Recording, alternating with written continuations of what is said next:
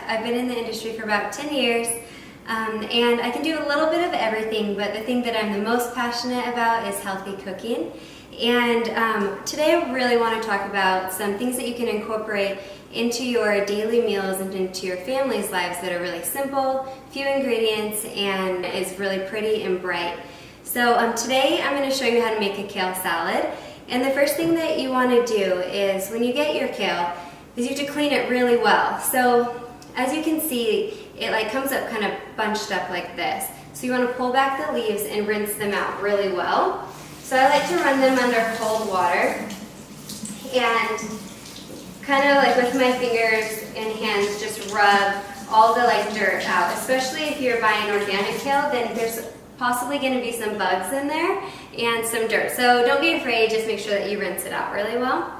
And then there's two ways to do this. You can hand pick the leaves off, which is quick and easy, or you can, and I already rinsed this one, so I'll just show you.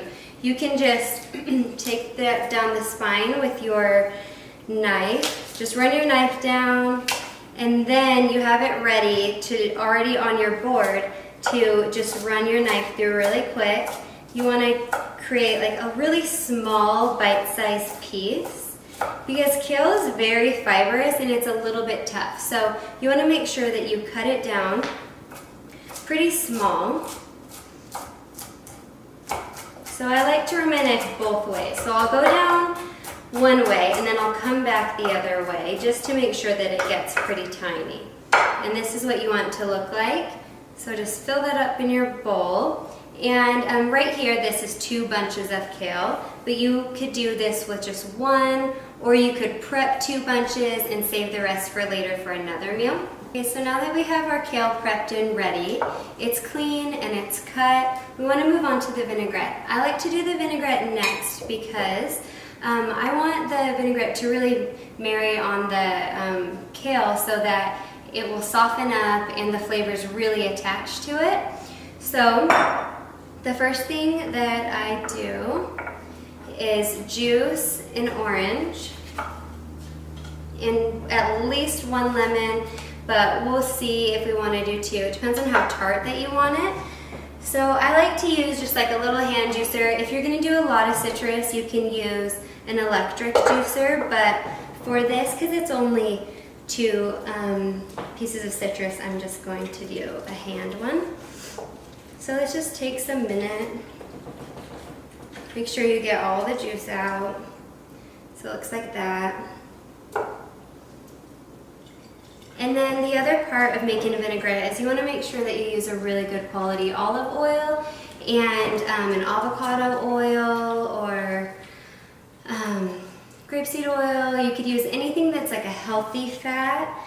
So I really like blending the 2. So most of the time my vinaigrettes incorporate both olive oil and an avocado oil, 1 for flavor and 2 for the health benefits, because there's different health benefits in both. So the avocado oil is also really mild and not very flavorful, which is great. So you can use the majority of an avocado oil and then like 2 tablespoons or so of the olive oil, because that one's a stronger flavor. So, but you do want that flavor, you just don't want it to overpower your dressing. So now that these are juiced, let's pour it into, you could use a bowl, or this is like a measuring cup. So I take this, and we're looking at about a cup of juice. So with that, I first like to add a little bit of salt. So I sprinkle in a tiny bit. I'll add a little bit of pepper. Now the idea here is to keep it really simple, really fresh. So I'm not going to add a ton of ingredients. Orange and lemon have a lot of good bright flavor. So, and if you're feeling like your orange is really sweet and your lemon wasn't tart enough, you can add a little bit of vinegar. So in this case, what I like to add for a little bit more acidity is a champagne vinegar. So this one is Prosecco, but you could get a traditional champagne vinegar as well. So I'm going to add just like 1 little splash to this vinaigrette. So That's probably about a tablespoon.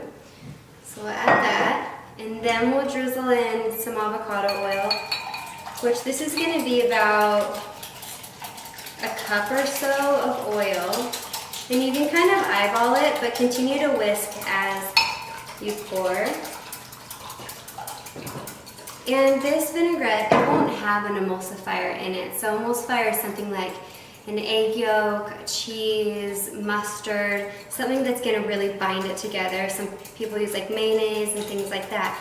But so this will separate because we're not going to add any of that. So this is kind of one of those dressings that you make, you whisk, and you toss it immediately.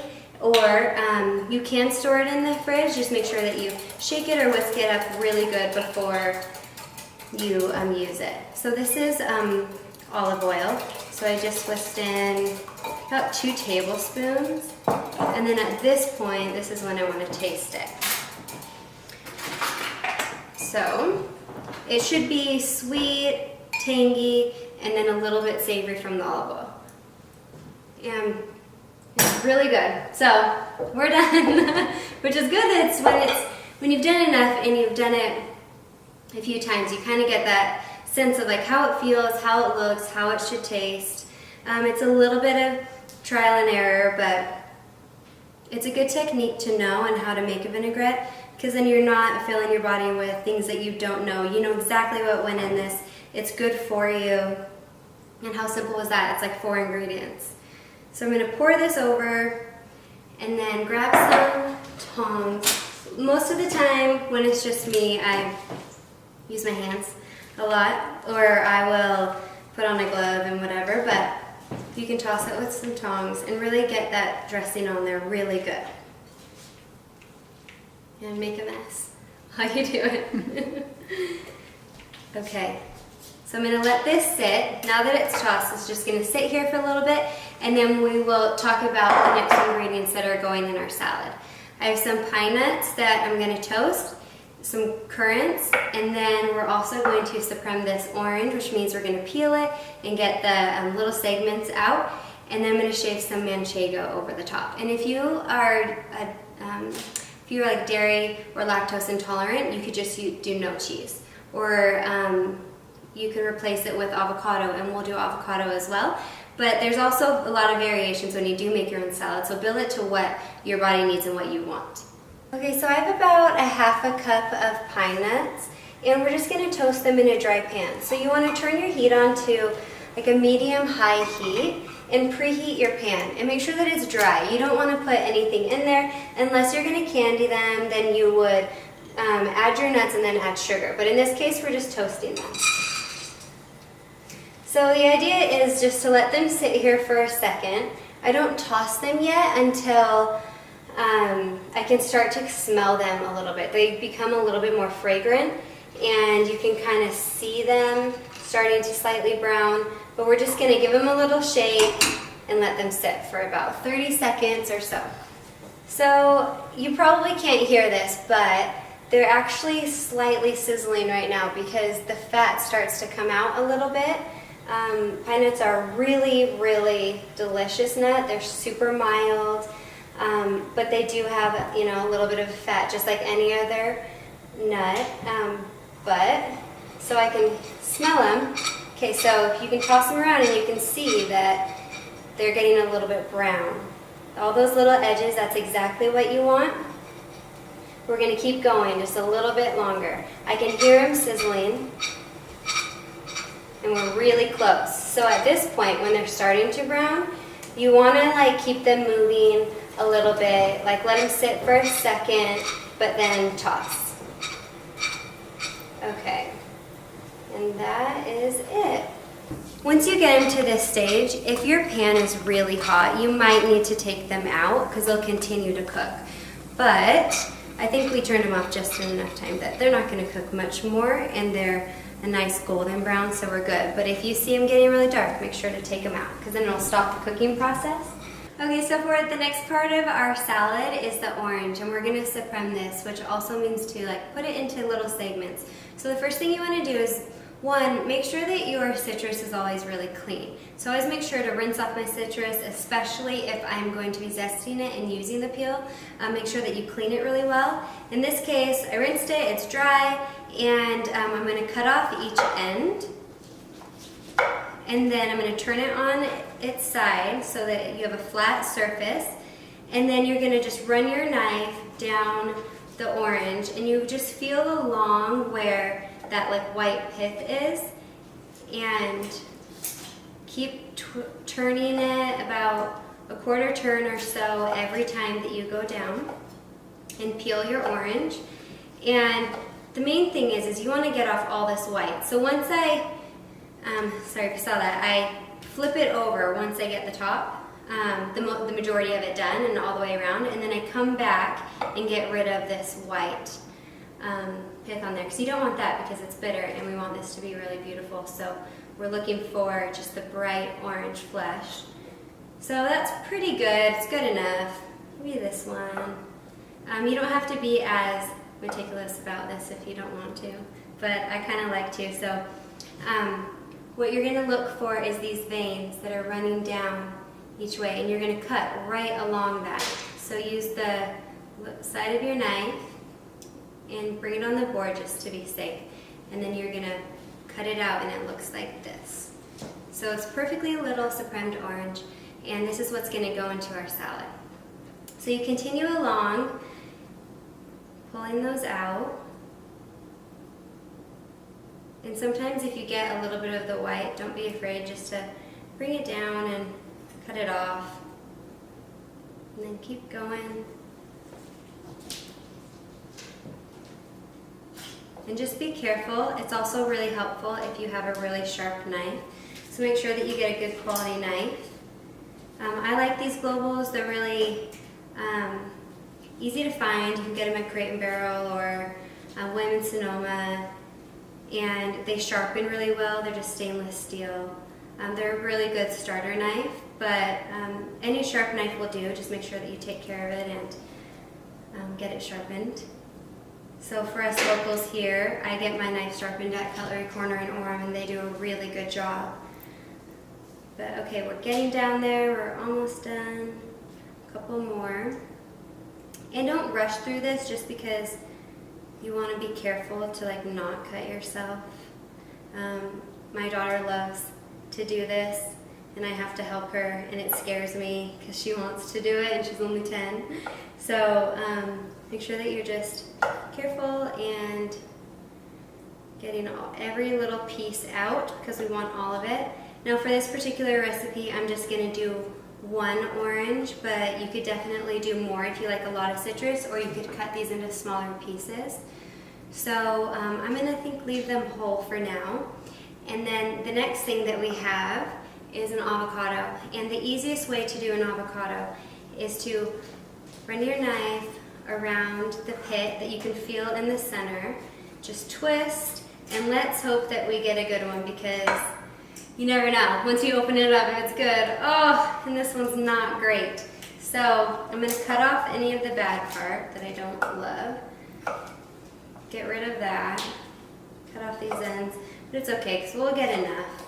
And I swear that is how an avocado is. It's like one day it's good, and then the next day it's toast. So, the life of an avocado. There's like a million really funny memes, I feel like, about avocados, how like their lifespan is so short. Okay, but there's enough on here that we're good. So I'm just going to, because it's in this like funny shape now, I'm just going to run the knife down the skin